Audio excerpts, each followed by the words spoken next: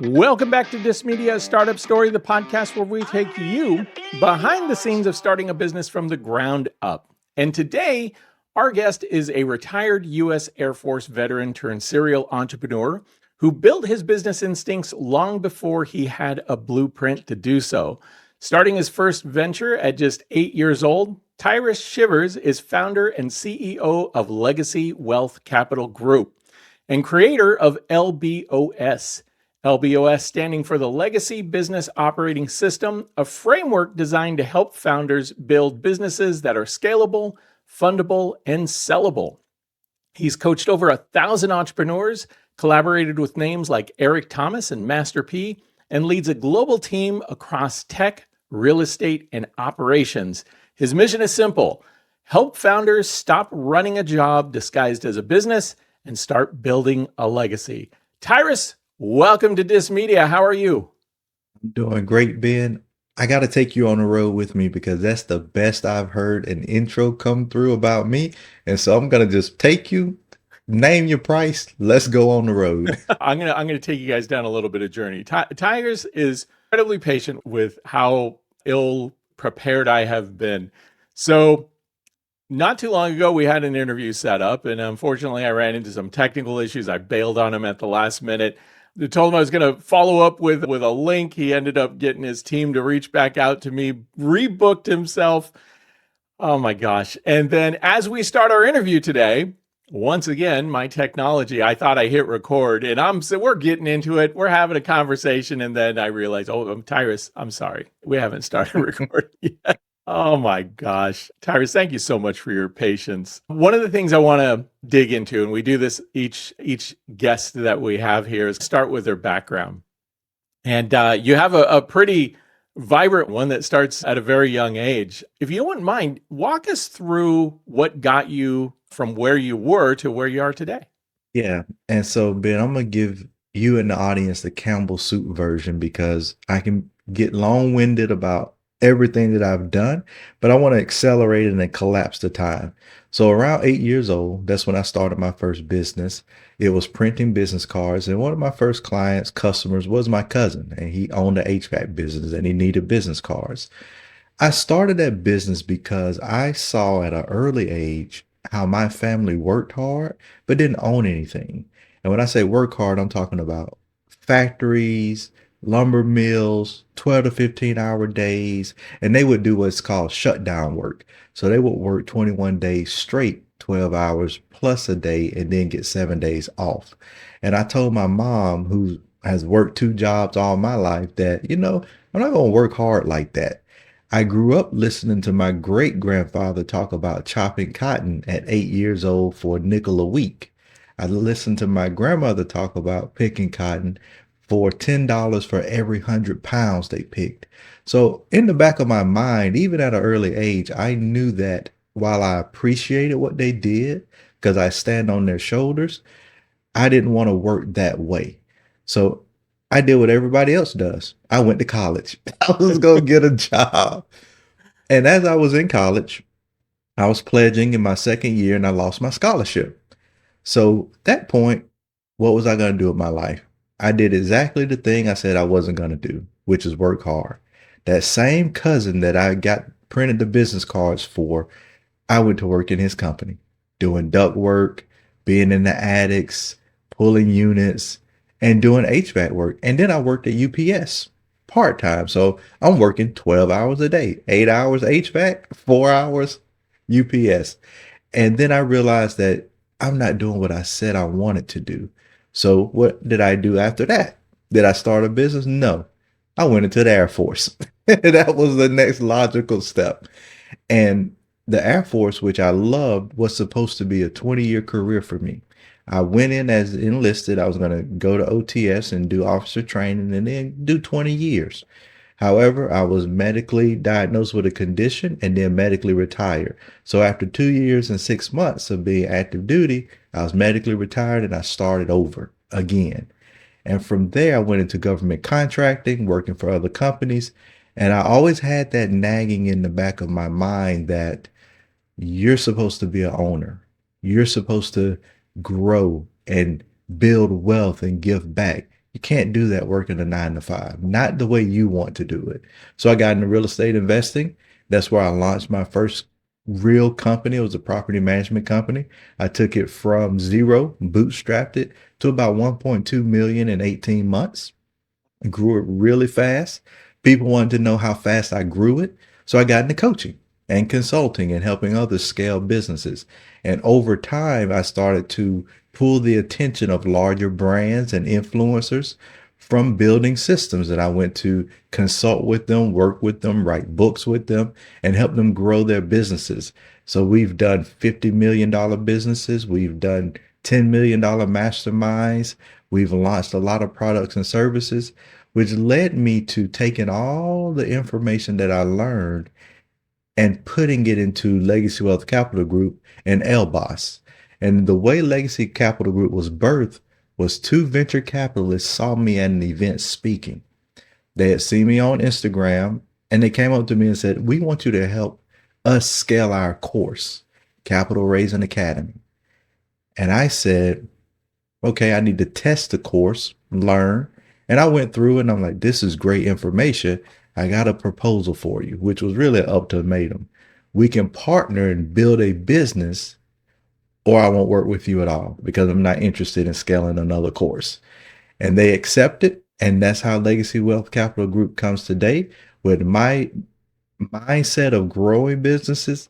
They're raising capital, joined together, and our plan is to take this company public as they did with their first company 20 years ago. Tyrus, that is, first of all, what an incredible story. You know, I've never really mentioned this much on the podcast, but my lost my parents, over not at the same time, but within the past 5 years.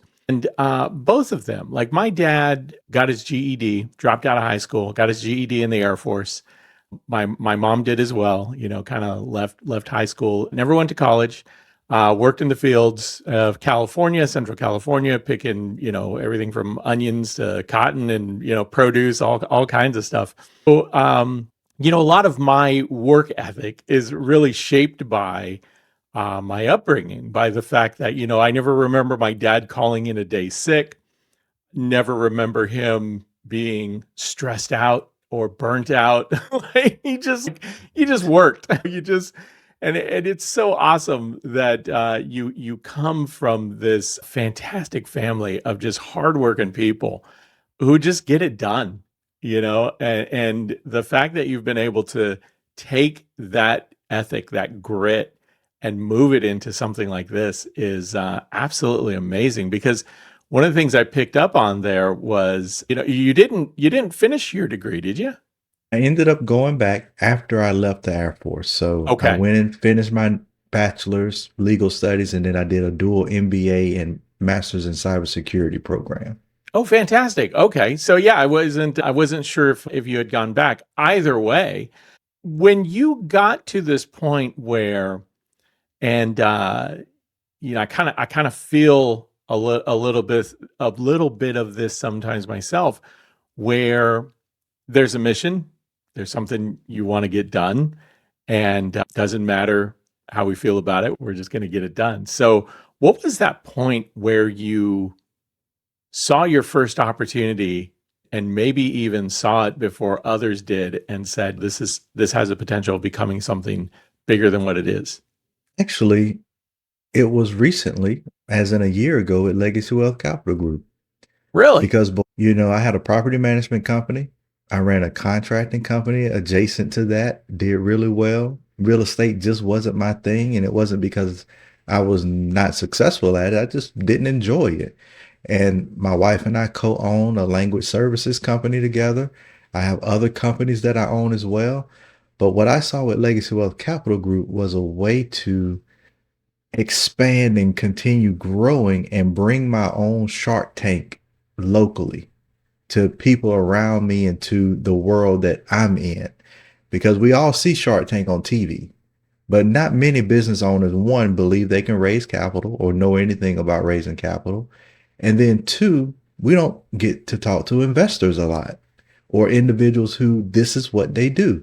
And so I saw before that, even when I went to the partners and told them the vision, I saw that we could create a Berkshire Hathaway style company, take it public, and continue to pour back into every business that we come across. Because I mentor a lot of businesses. Every single day, I'm talking to business owners. I sit on a lot of panels. I'm a part of a lot of accelerators. I'm a mentor in a lot of programs. So I talk to businesses every single day, and it's the same struggle: capital, infrastructure, and vision. They have great ideas, but they haven't put the vision together. And so for me, I saw a ecosystem before many other people saw it the way I saw it. Or they want it to be fragmented. Well, you can only do this piece, or you should only do that piece, or focus on this piece. And I'm like, why? Why can't I go as big as Warren Buffett or bigger? And that's the vision that I'm on. That's the path I'm on today. So when we talk about business, there's really a lot to it, and depending upon the entrepreneur in the industry, if you're tech, for example, you have a lot more.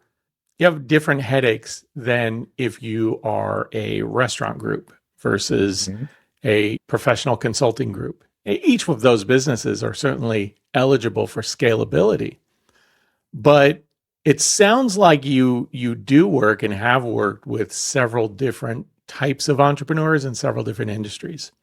So how do you identify the pain points and how do you figure out what it is that somebody needs? Capital is always going to be one of the things. I've run into entrepreneurs that are great at what they do, but operationally they're terrible, or they have no sense of being able to balance their books. Like they're really good at creating stuff, but they're terrible financiers. So what is that process you go through of evaluating and identifying what the pain points are?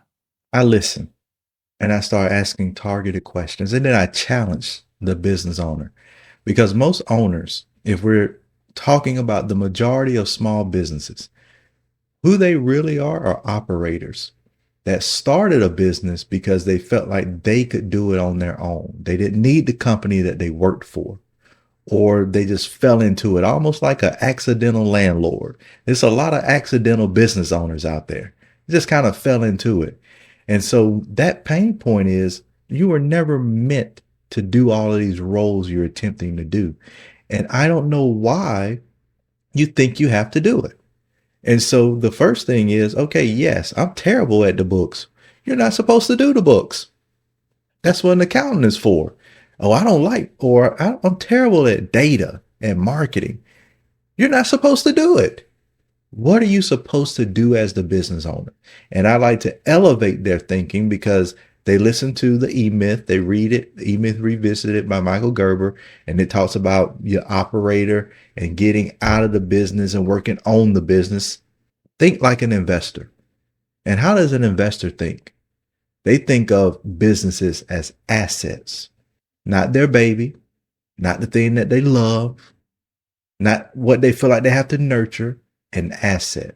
And if you take off the owner operator hat and put on the investor hat, you will look at your business totally different. So the pain points you have, instead of them being pain points that you have to figure out, you'll take a Dan Sullivan approach. Who, not how. Who do you need in that business to fill that role? And that's why, Ben, I say it comes back to capital, because the next thing I get, the pain point is, well, how do I hire these people? I don't have any money in my business. Capital becomes your issue. Yes, it does. And I'm thinking through what you're saying here, because yeah, capital is an issue, but then how do you get people to maybe invest in a business that is not yet proven from an ROI standpoint, right? So you have a great idea, and you need capital, but you haven't yet proven that the business can generate revenue and turn a buck, right? So where do you stand there? Love that question. I get that question all the time. I'm a student of history. And when I'm looking at business, I go back and I look at the businesses of what I consider the fathers of business in our country: Rockefeller, Carnegie, Vanderbilt, How did they build their businesses? From scratch. And then as they got traction, investors came, others came, and then they did some unscrupulous things. That was that time period. They took over things that we can't operate the same way. But then I want to rewind us, or I want to fast forward us to the future a little bit. When Jeff Bezos wanted to start Amazon and he went back to the firm that he worked for and asked for capital, they told him no. When he went to the biggest book producer at the time and asked for partnership, told him he was crazy. You can't compete with us. Who did he get the money from? Parents. When you look at Microsoft, Bill Gates took, I want to say it was 100 people in a room. Oh, no, he talked to 1,000, 100 communicated back, 10 wrote checks. These were built solely off of vision.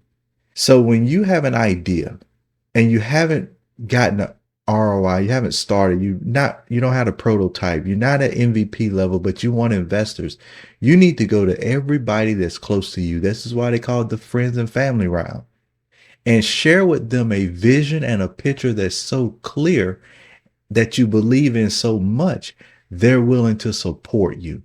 The issue is most people think they have a clear vision and they don't. Oh, I think about doing this, or I may want to do that, or I got 20 ideas. Well, I'm not going to throw my money into 20 ideas. What do you have that you feel like you can build and grow? Most of our billionaires today, they started with friends and family money, with a clear picture of what they wanted to do, and they were relentless at doing it. Netflix, those founders turned down. The stories are there. So I challenge founders to go out and study some of them and duplicate the approach they took. Had venture capital people on this program before. One of the things that struck me, Robert Harari actually mentioned this, is that investors will say no for a lot of different reasons, but it's not always because you have a bad business or a bad idea. That sometimes they say no because it's just not a right fit. Sometimes they say no because they're invested in something else that's kind of like you and they need to kind of focus their attention there. So it's important that as a business owner, you don't hear no as it's a bad idea, that rather you hear no as, okay, that person is just telling me no, but it doesn't mean I don't have a chance with someone else. Can you walk me through a little bit? Because I think people could benefit from hearing this. The first time you realized you needed to raise capital, and what was your approach to that? The very first time, I can take you back to real estate days. I was working in the office doing system administration engineering work, and I was working with a guy that owned his own company. And what I would do is walk around. This is what I said, I'm not going to get wealthy working in here. I want to get into real estate. And I was talking about flipping properties because back in 2010, 2011, after the crash and it came back, people that started flipping, that was the thing. Every day I talked about flipping houses. And one day he came and he said, you talk about it a lot. Why aren't you doing it? And I said, well, I don't have the money. And he said, well, if you had the money, what would you do? And I had my elevator pitch. This goes to all the founders. You gotta have your blueprint and your plan all the time. So I rattled off what I would do. I got all the contractors, the realtor, I got the network, I'm ready. And he said, let's have a conversation outside of here, because we were in the office. We went to a cafe right across the street. And he said, well, tell me more about the plan. Rattled the plan off, where I would go look for the property, contractors I had already spoken with. And he gave me $100,000 check on the spot. And what he told me was, you do this deal, I have more money and all of my friends have money. And so he was my first investment. And he's continued to invest with me. Does he invest in everything I do? No, because to your point, he's an investor and he has an investment thesis. There are some things he's comfortable with. There are things that he's not comfortable with. And he will say no. And so that was my real first taste of raising capital. Now in Legacy Wealth Capital Group, we raise capital for this company as well as do Regulation CF crowd fundraisers. And it's very similar. I do webinars, I do phone calls, I get on the phone and I tell them the vision, what we're doing, and show them the pitch deck. And really, they're not buying into the deck, they're buying into me. What is your idea? What is your vision? And how are you going to actually execute it? See, I think a lot of founders miss the execution piece. They got a great vision and great idea, but they don't know how to actually put all the pieces together. And they can't walk you through those pieces without fumbling. Because to your point from earlier, they don't know all the aspects of business. They just know what they do well. And for me, it's a little bit different because I do know how to walk through, make it really clear, speak plain English and not go too deep into tech. An investor doesn't want to know about the widget, the gadget, as my partner would say. They want to know how I'm gonna get my return. And I'm able to communicate that. So raising capital today is a whole lot easier. And I didn't have a hard time in real estate, but now it's even more clear for me the language that I should be speaking. Yeah, I think that it turns out to be something that a lot of people get hung up on. About 3 years ago, I started this company, Dist Media, and did so as, kind of started off as an experiment. What if we did something with absolutely no followers, no media presence, no media background, and saw what we could make of it? And it's interesting because everything that I've done, and when I say we, I kind of refer to my board of advisors. But truth be told, I'm kind of the one who does does everything, builds everything, puts everything together, and all that wonderful stuff. But one of the things that I have learned a lot about this venture and launching it is, I thought we could put something out there. We would attract this audience, that you could monetize that audience, and then kind of leverage that popularity for other things. And the reality is that audiences are very tough to earn an audience, very tough to keep an audience, very tough to grow an audience. And so I've been chipping away at this in a couple different ways: SEO optimization, putting content out, using SEO tools, in that regard. I hit a point recently with YouTube. Went into went to an event that was sponsored by some folks who are going to focus on YouTube. Learned so much about YouTube, and really just kind of poured energy and effort into that, kind of cracking that nut. And turns out, finally, we're gaining a lot more traction. And then the YouTube audience is finally pulling through the podcast audience, and is hitting the webpage more. So it's interesting. Sometimes you got to take a little bit of a run at some of these things, but in the context of that, basically have gone through all of my initial seed money to do this, and at least what I earmarked. I still kind of put stuff into it, but at the end of the day, it was funny. At this event, somebody asked me, because I told him about all these things I did. I got this website, we've been doing this podcast. And he goes, "Yeah, how are you making money?" I go, "Oh, yeah, I hadn't really thought about that." And, the reason why I hadn't thought about it is because operationally, I had in my head, like, we need to get a lot of stuff. We need to get a lot of stuff rolling first. We need to understand thoroughly what we're doing before we try and turn this into a revenue model. It's taken a little bit, right, for that stuff to happen. But ultimately, over time, I think we're finally at a point where we're starting to put the foundation out for that stuff. I share that because I think that you never know what that opportunity is going to bring. And you're like, I talked about it for a long time. And then you finally hit upon somebody who was like, "Hey, I see the vision of what you can do," and get it done. One of the other things, too, that we've done is we've made very public kind of this journey, the challenges, how difficult it can be across the different businesses that you're in. What would you say is a business or a company that you see the most opportunity with, that you're working with right now? It's a great question. There's a transportation business, non-emergency medical transportation business that we're working with. And understanding that in non-emergency medical transportation, usually it's a van that pulls up and you come out and you bring your loved one or you bring yourself out to that van and they take you to your appointments. They don't typically do what they call over the threshold, meaning they don't come in and get you. Sometimes it's difficult for people to get out of their homes into these vans. So this gentleman that we're working with owns a company, has a couple of vans, and he has a lot of contracts that he's unable to fulfill because he offers a service that most don't. And so in Chicago, he has a lot of opportunity to take over that market. And not only take over that market, helicopter transportation, other forms of medical transportation, both emergency and non-emergency. And we see that, oh, you already have demand. What about all the smaller companies that won't do it? Have you thought about acquiring them? So now we're talking about an acquisition and a roll-up. And then we're talking about going public with that company. And so that is one of the companies that I see that has a lot of opportunity that people are not really, we're not thinking about because AI is what's getting all the buzz. Do you have an AI company? Are you in tokenization? Like everybody wants to be on the hype end of the spectrum.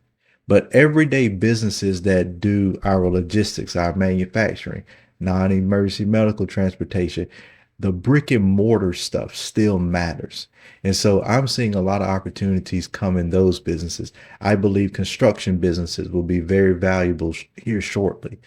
Plumbing companies, HVAC, because yes, AI may take some of these professional jobs, professionalized jobs, that middle manager, that mid education section, but they're also building data centers everywhere. And what do you need in You data still got to centers? cool those down, right? Cooling, electrical, plumbing, land clearing. Those companies are going to do a comeback. And we see private equity in construction services and in blue collar businesses every day.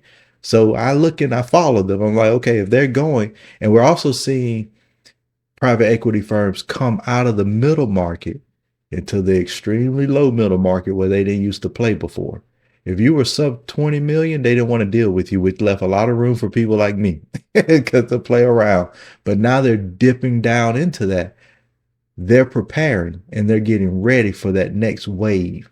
And of course, you have the baby boomers retiring, the $84 trillion in assets and wealth getting ready to hand over, all the small businesses that are going or just shuttering down every single day. So that leads me into the growth through acquisition, entrepreneurship through acquisition is the wave that we're starting to see come up now. That's actually something I've mentioned a few times on this show, and something part of what we are starting to realize is the opportunity in what we're doing. We have realized how to cultivate an audience and how to find people to reach people. And one of the things that struck me is, you mentioned it, there's a big wealth redistribution that is going to be happening. It's already underway. And over the next 20 years, 10 to 15 years, really, it's going to accelerate even more. And it's just because of the people are going to get older and pass away. It's part of the life story. And they have kids, they have grandkids, and some children are coming into a fair amount of wealth that is giving them the opportunity to make different decisions about what they do. And I see this in my own generation, that people are now saying, you know what? Maybe I don't want to work until I'm 65. Maybe my grandmother has left me something, or my mom or dad left me something. And now I have a little bit more room. I can make different decisions about what I want to do. And what I find a lot of people tend to want to get into is coaching or investment, building their own brand. What's happened with a lot of people is that they've built their network around their career or around their industry, and they've never really branched out beyond that. And so now they're at a point where they're trying to go capture other people's attention, and it's tough because, as we found over the last couple of years, building an audience takes time, and it's tough. And so what we're finding is that we can be a help to people. Like our mission right now, 100,000 YouTube subs by the end of 2026. I'll be honest with you, I have a formula in place right now that I could probably do it in a month, but I'm stretching it out to an entire year. Partially because of capital, partially Mhm. because I want to see how much I can balance between the strategy I have working and organic growth. I'm allowing some of that growth to pull up some of these other things. But the point here is that as people have different choices and they're able to invest in different opportunities and scale in different ways, they're going to use that money differently. And I think what Mhm. you're also saying is that what about those people who they don't necessarily have a lot of family to leave their investments to? Where are, the opportunities? As a matter of fact, just recently had somebody on this podcast. We had a great conversation with Abby. That episode will have aired by the time this one has. Abby did micro, I don't want to say micro, but basically small land investment. 5 acres, 10 acres, 20 acres. And he says a lot of people like to collect land like they collect coins or like they It's collect true. stamps.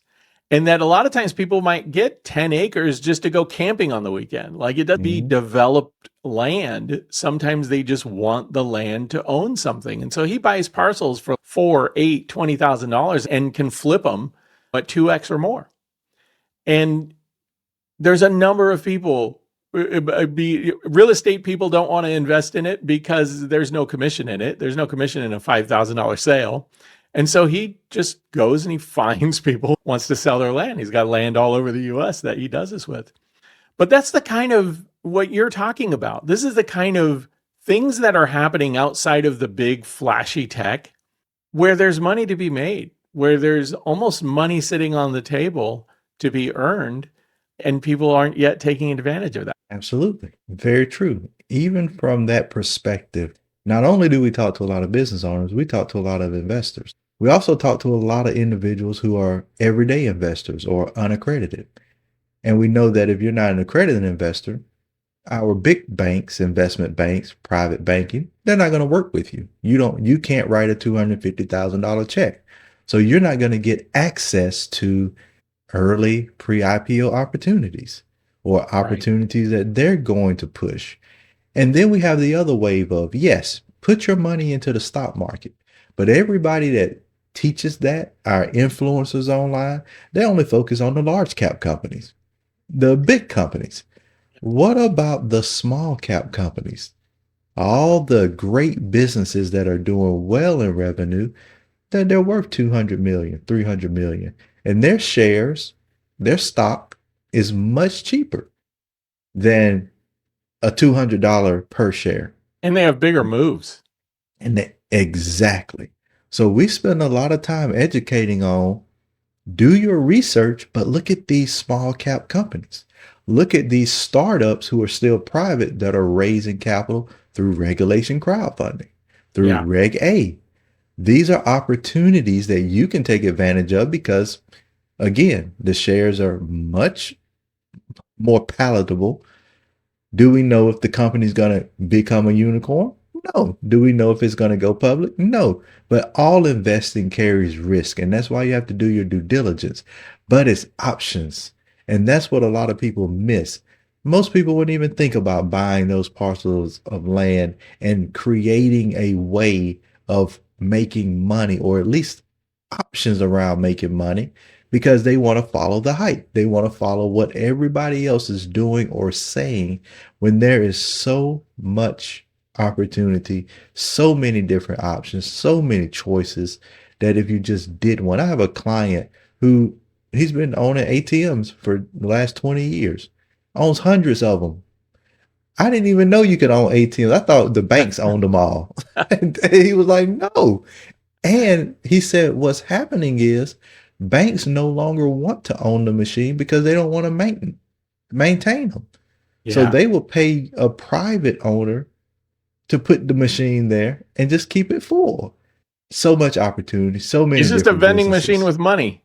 Exactly. Yeah, it's we spoke early on when we first got this podcast back up and running again with Jason Fishman, and he does a lot of marketing for Reg CF and Reg A Hmm. opportunities. And it's interesting to me the number of ways that you can raise capital for even like outside of restaurants. Like if you have a movie project, I kind of asked him selfishly, I'm like, anybody ever do this for a podcast? And he goes, yeah, absolutely they do. If you've got a model in place and it's an investable thing, it's possible you can do that. One of the things we did early on when we first started Dist Media, and I probably did this too early, but I was very ambitious. So I registered this company as a Delaware C Corp when we first launched it, with the ambition of at some point I'm going to want to raise capital, and this way all of it's all set up to do that. Have not gotten to that point yet. Have not gotten to a point where I've really looked for a secondary investor outside of myself.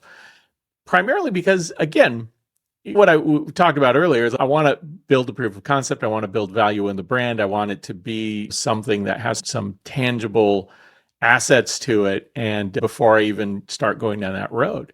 But there's a lot of ways, and I found that through doing this podcast and talking with a lot of people like yourself, there's a lot of ways out there to turn a buck that a lot of people are ignoring. Something I was going to mention, you mentioned IPOs. Like right now, like one of the things I'm really anxious and waiting for is SpaceX, because I think that that's going to be the next generation. A lot of things happening in space are going to be really interesting and really fun to see.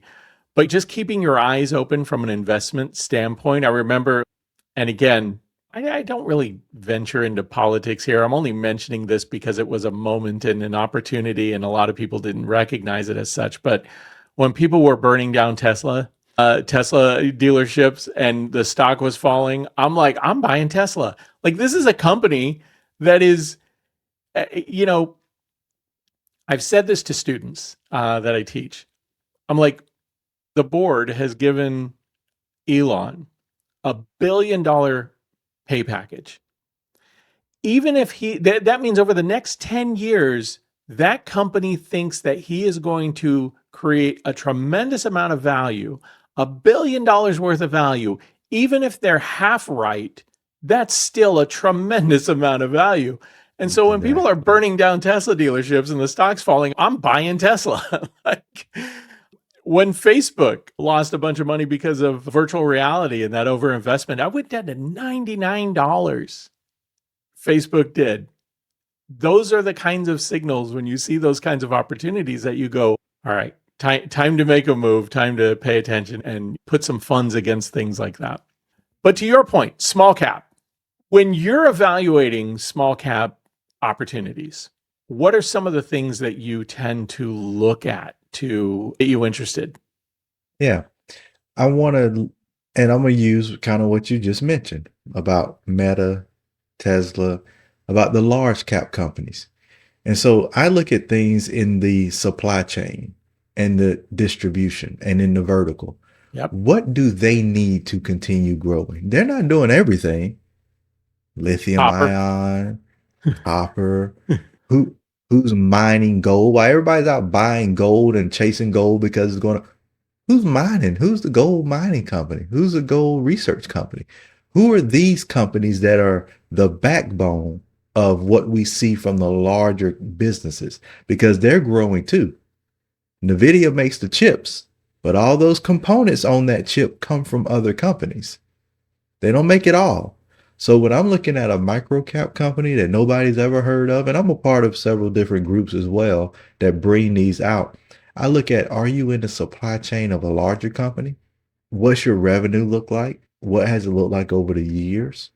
Do you have good management and leadership? They're smaller companies, so can I get on the phone with someone and talk about the company, their direction, hear their vision?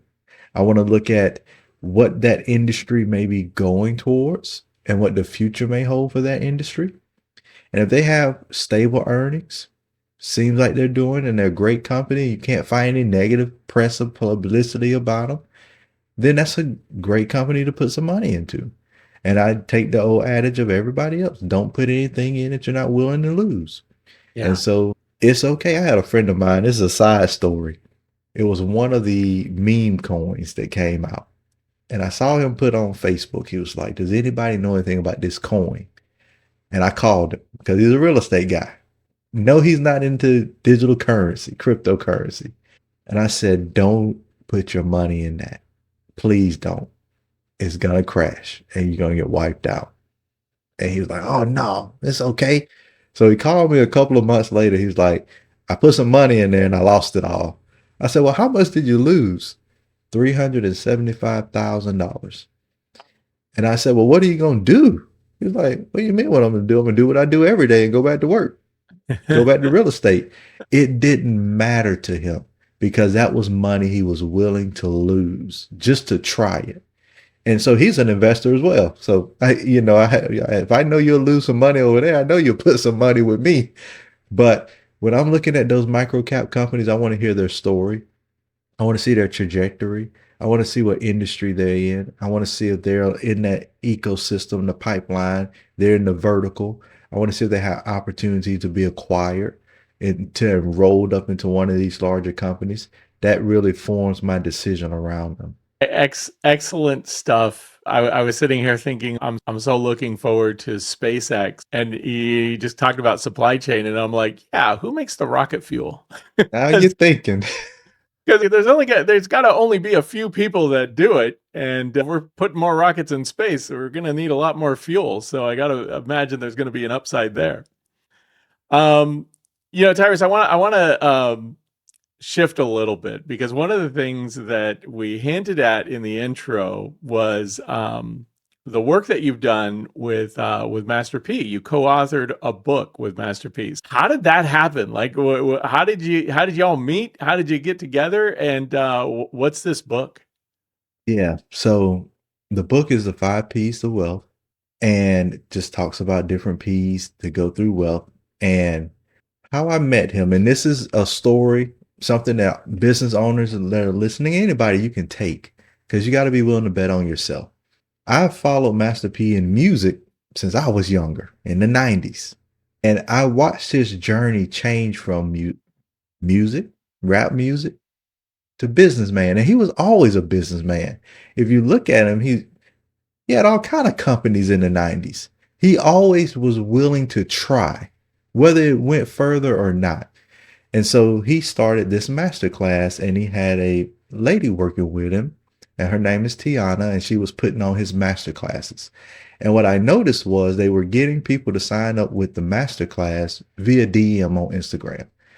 And I got on the phone with her and I'm like, okay, want to sign up, want to come, want to get close to him.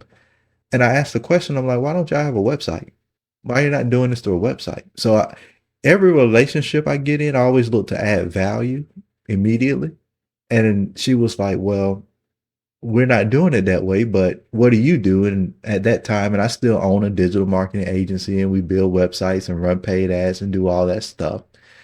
I said, we do that. That's what we do. And she said, well, to have a private dinner with P, it's this investment.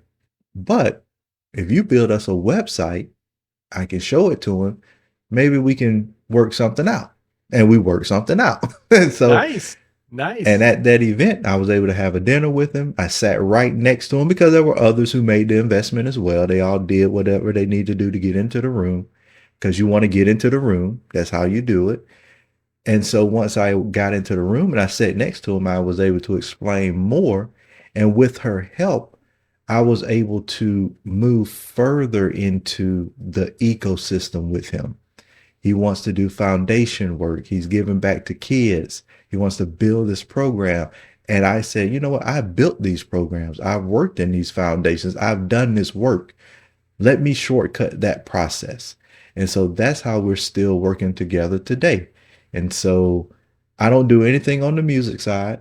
He has his people for that, but his foundation work, his programs with kids, his Team Hope Foundation, his Miller food brands that he's rolling out and wants to take public. That's a conversation we have together. So Now I'm assisting him in the operations of building those things out, working with him on his vision and what the idea is, and just working together with him in that manner. But I bet on myself, knew what I could do, knew that if I just got in a room and added value, not take.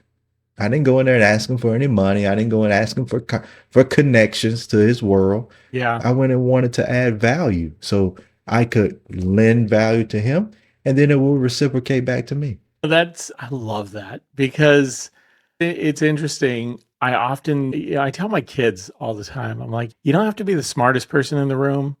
You need to be the person who shows up early, stays late, outworks everybody, because the people who show up and deliver are going to be way more valuable than sometimes that person who has all the answers quickly. And the fact that you're like, how can I bring value to this? How can I help this person and bring value to it?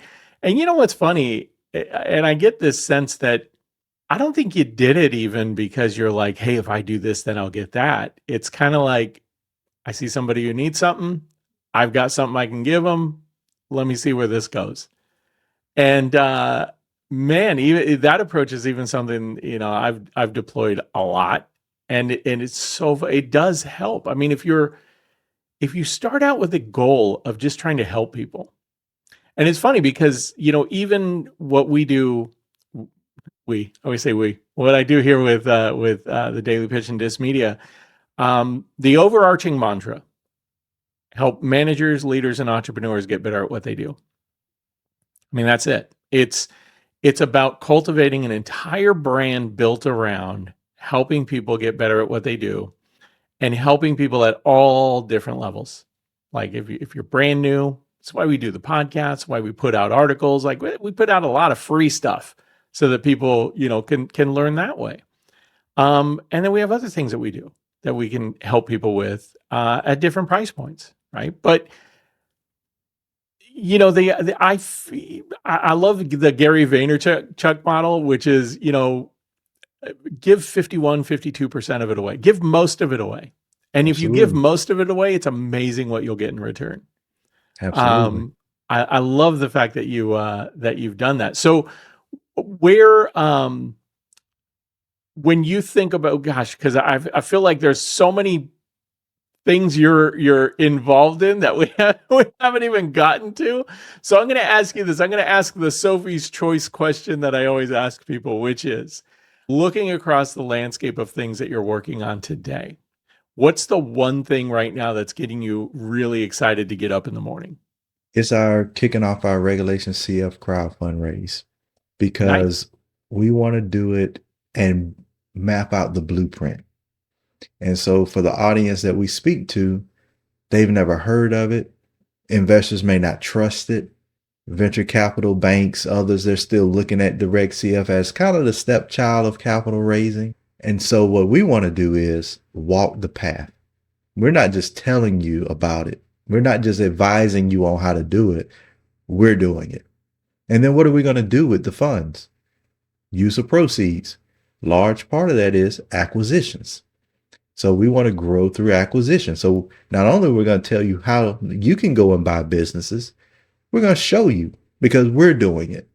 And then that's waking me up because 5 years from now, we plan to be public. And so that journey is what gets me up every day because it's exciting. It's a lot of work. My partner told me, he was like, running a publicly traded company is a business in itself. Outside of the everyday business, just being public is a business. And I'm seeing that even with setting up this capital raise, everything that you need to put into it to do it right, to do it legally, to have the attorneys and the CPAs and the auditors and the broker dealers and transfer all the people that's involved. It's a business and you're managing people and expectations. Then you're taking care of the investors. So that gets me up every day. The 6 companies that I'm a co-owner of now, they get me up every day. And so our goal again is mass education, to your point. We give a lot away free because I believe that implementation is where you make your money anyway. Information, you can go get it all on Google, but can you put it together? And can you package it? And can you make it work for your business? See, we like to listen to someone talk about, I give you an example, and I get off of this because I can get on this horse and ride a long way. We like to listen to somebody tell us that, oh, you should have a trust with a holding company with 20 LLCs, and that's how the wealthy do it. You're not in the same position as Warren Buffett, and you're not sitting in the same seat as him. So you probably don't need to do or try to do what he's doing. Our goal is to give the right information to people, and then if they need help implementing it, help them implement it and give them options. I'm not a one size fits all. Everybody likes to tell a person, this is what you should do. This is what I would do. No, here are all the options. Pick the one that fits where you are in your business today and use and keep the rest for other tools. I like the fact that you're not necessarily going down this kind of private equity route. The fact that obviously you're going ambitions of going public, not going to be private equity funds. I like that for a couple of reasons. Number one, I think private equity has I don't know, maybe somebody's going to come on the show who's in private equity and do change my mind on this, but feels a little dirty to me for a lot of different reasons. And I don't want to label every private equity company this way because they're not. But private equity companies are notorious for making money on the way up and the way down, and really stripping the spirit out of companies. And we've seen legacy companies die because of private equity. And it's a really terrible state of affairs. So I like the fact that you're going down this road of going IPO, giving other people the opportunity to build wealth off of an investment in a company, kind of doing it the old school way, which is great. And in turn, asking people to say, trust me, I think we can build some great investments here with what we're doing. I may have asked this. I'm kind of want to ask this a different way because I want to make sure that really kind of carve out some space for this. But when we think of what your vision is, and ask me, let me know if I'm getting a little too into the detail here, or in a space maybe where you're not quite ready to answer this. Totally fine if that's the case. But when you think about this wealth management company and the kind of things that you're going to be investing in, to build that moving forward, what are some of those investments that you guys feel really keen on that you think are going to attract other people to want to invest in and get behind you? Absolutely. So, great question. Let's go to the future. We want to be $1 billion company. How do we get there? Our path of getting there is largely acquisitions. So what type of companies are we talking about? I look at companies that are essential to our ecosystem, not an or, but an and, the industries that are coming up. So we're working on 3 companies now that we're looking to acquire. One is a award shop. Do trophies, awards, plaques, t-shirts, medals, coins. People are still giving out trophies. Businesses still give plaques. Awards are still being given. So that's a business that's still working and operating. Not the flash, but they busy every single day. Then we're looking at purchasing a commercial space to do training, small business office, or sort of like a Regus or WeWork. I don't want to use WeWork. They crashed. They trying to come back. Let me take them out. But rent space, Shared office co-working space. Spaces. Exactly. We love podcasting. So we're going to have one of the partners, he owns a podcast studio right now. So we want to expand that and have 8 podcast rooms where people can go and record their podcasts. And we'll do the digital aspect of it, the recording, the camera, the setup, everything's there. And with that, we're looking to purchase a video production company because everybody wants to do video. Yeah. And so those are some of the immediate deals that we're working on that's going to bring in massive value to what we're already doing. And of course, we have the advisory fees, the consulting fees, those fees that when businesses want to work with us to help them grow and scale and raise capital and educate them around that part, we will help them. Yeah, And they're plugging into an ecosystem. exactly. And we want to be what we are building, Ben, is the platform for a business to have everything they need to reach their goal, whether that is to grow to 10 million and I'm happy, grow to 20 million and I want to acquire other businesses, a goal of being acquired or a goal of going public. And so they need marketing. We can provide it. We have a company that does that. Well, they need an office space. If they're local, they can come to ours. Well, we need to do content. Okay, come do content. Oh, we need connections to others that may do things that we don't do. We have those connections. So we want to be the one-stop shop. And that makes us valuable because now as a business owner, you don't have to go find all these things. And we will launch a small fund that's in Q3 of this year because there's been some opportunities that came up in the biotech space. And if we have a fund in that space and lend to these specific companies, there's some tax benefits for us. And we've started to work those deals out. So that's a part of the overarching plan. So my daughter is an actor, and I pay attention to a lot of that industry. She's got a friend of hers who was on a show recently. They actually got canceled in their second season, but she's kind of in that realm right now. She's actually up in New York, actually, as we're recording this podcast. But the reason I mention this is because I got a PhD in business, and I just pay attention to all kinds of different industries. Here's what I'm seeing right now in the content creation space. Number one, vertical content. So shows and movies that are being filmed, vertically on the phone because people are finding that that's a great opportunity. Studios that are being built specifically for vertical content creation. And you mentioned podcast studios. Funny enough, there's actually, I can't remember the city where it's at, but Walmart has gotten into this game, and they actually have a studio inside a Walmart where you can book time, do your podcast, like do filming. Yeah, all kinds of stuff. So, you talk about having your thumb on the pulse of the supply chain, and in this world we live in. So I am not in this camp where I think AI is going to be taking everybody's job. I think AI is going to make us think differently about the work that we do.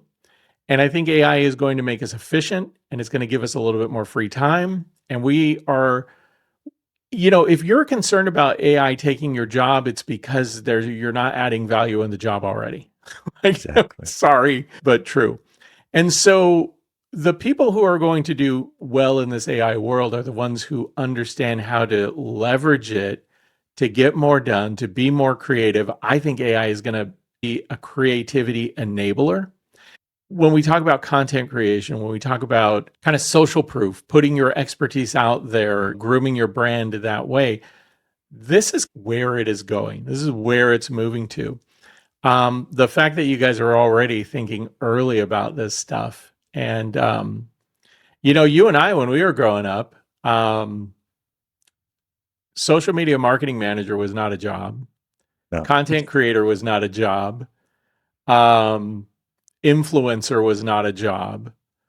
These jobs are making hundreds of millions of dollars a year, every year doing what they do. So, you really got to kind of think hard about like where we're at today, where we think it's going to be taking us moving forward. And it sounds like you guys are kind of in that headspace as well. Yeah, we like to be on the forefront. We are on the forefront of tokenization and tokenizing your shares in your company and following closely what the SEC is doing and with the Clarity Act and other bills that are being presented and talked about And so we want to make sure that we are not too far ahead of the game to where when you're dealing in a highly regulated, you don't want to be too far because they can always change their mind and then it's over. But you want to be close enough that you can quickly pivot and catch on and catch up to it. And so that is a primary goal of ours. I see where content creation is going. I see there are podcasts and there are other content creators, and there's a business, it's called Gigastar, I think, and they're raising capital. And one of their things is how can creators monetize off of YouTube with so you as an investor can invest in this company and get shares based on, or not shares, you can rev share with the influencer or the content creator. So that company is kind of like that bridge. They're doing tokenization, the smart contracts to make that happen and make sure everybody gets their money. They're raising capital for that. And Yeah, so and I will tell you, I actually worked with some people who have been trying to figure that out. Like the payment mhm, rails on that kind of stuff is very, because I mean, boy, you talk about cross collaboration, you talk about people working in ex- different countries under different currencies, and how do you pay them and how do you move them? I mean, and then at that, collaboration rev sharing is almost micro revenue earning, like micro revenue splits, right? Because right. yeah, you hope you get a video that brings in a couple grand, but a lot of times people are bringing in videos that are, 30, 40, $50, and then you Hmm. got to rev Hmm. split that with this collaboration and with that collaboration, and it just turns into Exactly. a logistical mess. So the fact that somebody's taking that on, yeah, very interesting. Yeah, it is. It's again, like we talked about before. If you are a business owner and you're listening to this, or you're an entrepreneur or you're a leader thinking about getting into entrepreneurship, there are no lack of ways to make money. Yeah. Yes, society goes through its ebbs and its flows, but I never see billionaires complain about, oh, it's a down market. No. No, they find ways and they're still raising money. Elon Musk is raising billions of dollars. To steal a phrase from Jim Cramer, he's always saying, that there's always an up market. Like there's always money to be made, even in a down market. So, yeah, and the thing is to see it when it's going down, and no, like, gosh, I mean, Facebook $99. I'm like, what are people thinking? Like, I get it, they blew a bunch of money, but do you not realize they have the ability to just almost print money in marketing. It's like Exactly. Google, these folks that have just massive reach. And I'm waiting for the AI companies to really start tapping into this. The moment people can start buying, and I think it's already starting to happen, but they can start buying placement for questions that people are asking the the AI models for. Um, it's going to completely change all of that. I mean, so many things are in the works here. Absolutely. Tyrus, in respect of your time, and man, I could pick your brain about this stuff for quite a while. Yeah, I love talking about it. It's just so much cool things going on. But I want to give people an opportunity to understand, where do they reach you if they're interested, if they're hearing about what you've got going on, they want to take part in it, get to know you a little bit more, learn about what you guys are working on. Where do we find you? LegacyWealthCapitalGroup.com. Visit our website, LegacyWealthCapitalGroup.com. You'll be able to find latest news, what we're working on, and any kind of downloads, joining our community. All of those things live there. That is awesome. And I will say this, I love the fact that you're building a community around this as well. To your point, we've talked about this, like giving information away for free, helping people understand this stuff. Everybody comes to it from their own place. And even though I went so far as to get a PhD in business, I don't think everybody needs to do that. And in fact, I don't even think everybody needs to go to school to be successful in business. You just have to be really wise about what you know, who you trust, and be well informed about the things you're doing. But if you're willing to hustle and you're willing to take a little bit of risk, yeah, I think you can do pretty well. Absolutely. Tyrus, thank you so much for your time, for your patience with me as I figured my own stuff out over here.